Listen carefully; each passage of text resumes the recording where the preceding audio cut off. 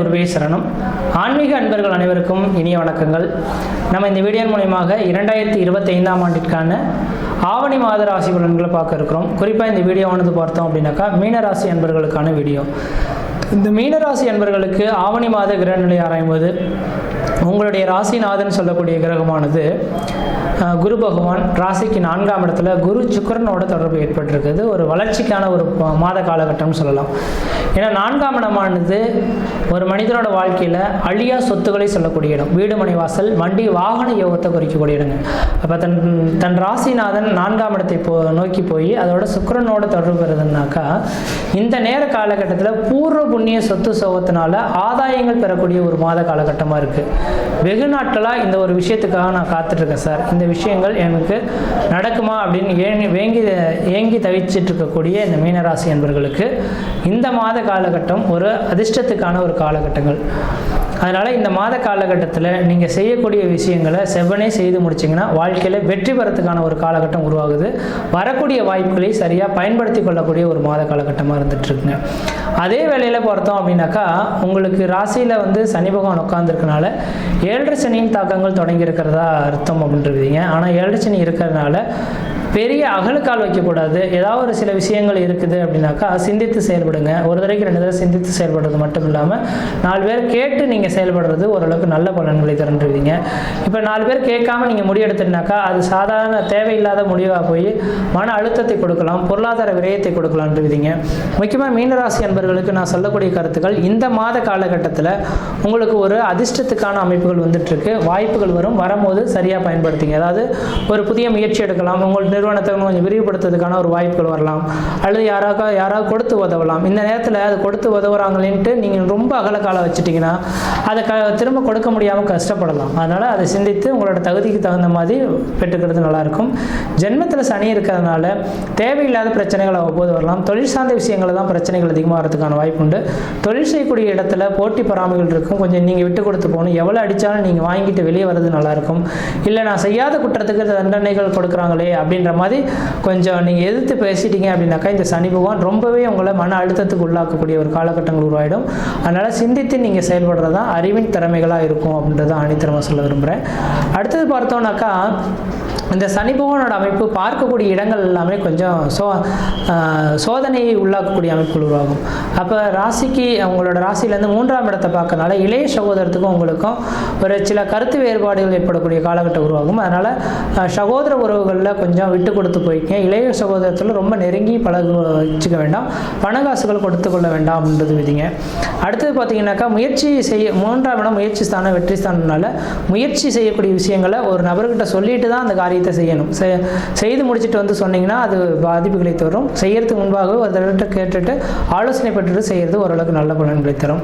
அடுத்தது பார்த்தீங்கன்னா 7ஆம் இடத்தை இந்த சனி பகவான் பார்க்கறனால வெகு நாட்களாக திருமணமே ஆகலை அப்படின்னு சொல்லக்கூடிய நபர்களுக்கு திருமண வாய்ப்புகளை ஏற்படுத்தி கொடுப்பார். இந்த நேரத்தில் திருமணமாகாத நபர்கள் திருமண வாய்ப்புகள் ஏற்படலாம்.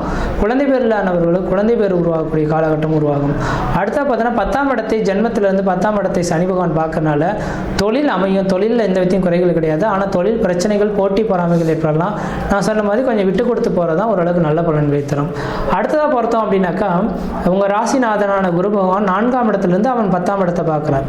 அப்போ சனியும் குருவும் ஒரு இடத்துல பார்க்கறனால நிரந்தரமான வேலைவாய்ப்பு உண்டு. பண பற்றாக்குறைக்கான விதிகள் உருவாகும். நல்ல உழைப்பையும் சம்பாதிப்பீங்க.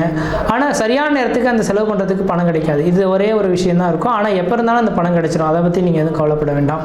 அடுத்து பார்த்தீங்கன்னா 12ஆம் இடத்தை இன்றைக்கு குரு பகவான் பார்க்குறார். 2026 ஜூன் 1ஆம் தேதி வரலும் பார்க்க இருக்கிறார். அப்போ 2026 ஜூன் 1ஆம் தேதி வரலும் 12ஆம் இடத்தை குரு பார்க்கறனால ஒருவேளை மீனராசி என்பவர்கள்லாம் ஊரை விட்டு வெளிநாடு போய் வசிக்கணும்னு நீங்கள் ஆசைப்படுறீங்கன்னா யோசிக்காமல் இந்த நேரத்தில் முயற்சி எடுத்து வெளிநாடு போங்க. கண்டிப்பாக வெற்றி பெறத்துக்கான ஒரு காலகட்டங்கள் உருவாகுன்றீங்க. அந்த வெளிநாடு போயிட்டீங்கன்னாவே பிரச்சனைகளில் மீண்டு வரக்கூடிய ஒரு காலகட்டங்கள் உருவாகும்.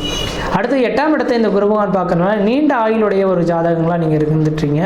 ஒருவேளை இந்த நேரத்தில் மீனராசி என்பவர்கள் உடல் ரீதியாக பாதிக்கப்பட்டிருக்கு சார், 60 வயதுக்கு மேற்பட்ட நபர்களாக இருக்கீங்க, மருத்துவத்தில் நோக்கி நான் வந்துட்டுருக்கோம், 7.5 சனி சொல்கிறாங்க, ஏதாவது பெரிய பாதிப்பு வரும்னு சொல்கிறாங்க, எங்களுக்கு எதுவும் ஆயுள் சம்மந்தப்பட்ட பிரச்சனைகள் வருமா அப்படின்ற மாதிரி நீங்கள் ஏங்கி தவிக்க வேண்டாம். 8ஆம் இடத்தை குரு பார்க்கக்கூடிய எங்கள் வளர்ச்சி அடையும். அப்போ 8ஆம் இடம் ஆயுள் ஸ்தானம் அப்படின்னால 60 வயதுக்கு மேற்பட்ட நபர்கள் கவலையே பட வேண்டாம். உங்களுக்கு நீண்ட ஆயுள் உண்டு. இந்த 7.5 சனியெல்லாம் உங்களுக்கு எந்தவித பாதிப்பும் ஏற்படாது. மனக்குறைகள் ஏற்படலாம், பொருளாதார நெருக்கடிகள், கடன் சொல்லக்கூடிய அமைப்புகள் ஏற்படலாம். அதில் மட்டும் கவனமாக இருக்கணும். உங்களுக்கு மற்ற விதத்தில் அதுக்கெல்லாம் எதுவும் தோஷங்கள் சொல்கிறதுக்கான வாய்ப்புகள் கிடையாது. அப்போ 8ஆம் இடத்தை குரு பார்க்கறனால திடீர் அதிர்ஷ்டமும் உண்டு. ஒரு இப்போ ஏதாவது வேலை செய்து வச்சுருப்பீங்க, என்றைக்கோ ஒரு நாள் உங்களுக்கு பணம் கொடுத்து உங்களை காப்பாற்றுறதுக்கு ஆள் காத்துட்ருப்பாங்கன்றீங்க. ஆனால் அதே வேளையில் நான் சொல்லக்கூடிய கருத்துக்கள் என்னக்கா, கடன்கள் வந்தே தீரும். இந்த கடன்களுக்காக இந்த நேரத்திலே ரொம்ப அகலக்கால் வச்சு கடன்கள் வாங்கிடாங்க. உங்களோட தகுதியை இருந்து கடன் வாங்கிங்க.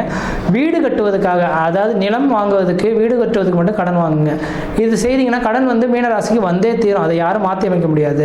ஆனால் வீடு கட்டுறதும் நிலம் வாங்கி போடுறதும் அழியா சொத்துக்கள், எத்தனை வருஷம் ஆனாலும் நமக்கு திரும்ப கிடைக்கும். ஒருவேளை தொழிலுக்காக நீங்கள் அதிகமாக கடன் போடுறீங்கன்னு வச்சுக்கோங்களேன், அந்த கடனால் பெரிய பெரிய லெவலில் அது போட்ட கடன் திரும்ப பெற முடியாத கஷ்டப்படக்கூடிய அமைப்புகள் உருவாயிடும். அதனால் கொஞ்சம் சிந்தித்து செயல்படுறது அறிவின் திறமைகளாக இருக்கும். அதேபோல் 6ஆம் இடத்துல சூரிய பகவான் உட்கார்ந்துருக்கிறது இப்போதைக்கு தந்தையின் கை ஓங்கி இருக்கக்கூடிய ஒரு காலகட்டமாக இருந்துகிட்ருக்கு. உங்களோட அப்பா இருக்காங்க அப்படின்னாக்கா உங்கள் அப்பாவின் உறுதுணையோடு நீங்கள் செயல்படுங்க. ஏதாவது ஒரு சில விஷயமா இருந்தாலும் அப்பா கிட்ட கேட்டு செய்யுங்க. அப்பாவுக்கு இன்றைக்கி 6ஆம் இடத்துல இருக்கிறனால அரசாங்கத்தினால ஆதாயங்கள் அவங்களுக்கு கிடைக்கக்கூடிய அமைப்புகளும், அல்லது அதிகார பதவிகள் கிடைக்கக்கூடிய அமைப்புகளும், அல்லது நீங்கள் கேட்ட இடத்துலேருந்து பணம் கிடைக்கக்கூடிய அளவுகளுக்கு தன் தந்தையின் மூலியமாக தான் உங்களுக்கு ஆதாயங்கள் இருக்கிறத பார்க்க முடியுதுங்க. அதனால் மீனராசி என்பவர்கள் இந்த நேர காலகட்டத்தில் யாரையாவது ஒன்றி வாழ்ந்தீங்கன்னா சிறப்பாக இருக்க முடியும். கொஞ்சம் விலகி நிற்கிறீங்க அப்படின்னாக்கா தனிமரமாக இருக்கக்கூடிய காலகட்டம் உருவாகும். பிரச்சனைக்குரிய நபர்கள் யாரும் வந்தால் அவங்களை விட்டு விலகி வந்துடுங்க. நீங்கள் பிரச்சனையை நோக்கி போகாமல் இருக்கிறது விசேஷம். அதை நான் செய்யாத குற்றத்துக்கு சொல்கிறாங்களேன்ற மாதிரி நீங்கள் போயிட்டீங்கன்னா அதனால் மன உளைச்சல்கள் ஏற்படலாம். அதே போல் பார்த்தீங்கன்னா கணவன் மனைவி உறவுகளும் ரொம்ப ரொம்ப எச்சரிக்கையாக இருக்கணும். இன்றைய தேதி மட்டும் கிடையாது, 2028ஆம் ஆண்டு வரலும் கணவன் மனைவி உறவுகளை விட்டு கொடுத்து போங்க. ஒருத்தர் நல்லா புரிஞ்சு பழகிக்கிங்க. புரியாமல் விட்டுட்டீங்கன்னா கண்டிப்பாக அதில் பிரிவுகள் சந்திச்சிடலாம். உங்கள் ஊரில் பல சமுதாயத்தில் பல பிரச்சனைகள் வந்தாலும் கணவன் மனைவி உறவுகள் பிரச்சனைகள் இல்லாமல் இருந்துட்டாவே பல்வேறுபட்ட பிரச்சனைகள் உங்களால் சால்வ் பண்ண முடியும். ஆனால் நீங்கள் 2 பேரும் தனித்து நின்றீங்க அப்படின்னாக்கா பிரச்சனைகள் வழிவகுக்கலாம். அதுக்கான வாய்ப்புகள் இருக்கிறதுனால தான் சொல்ல விரும்புகிறேன்.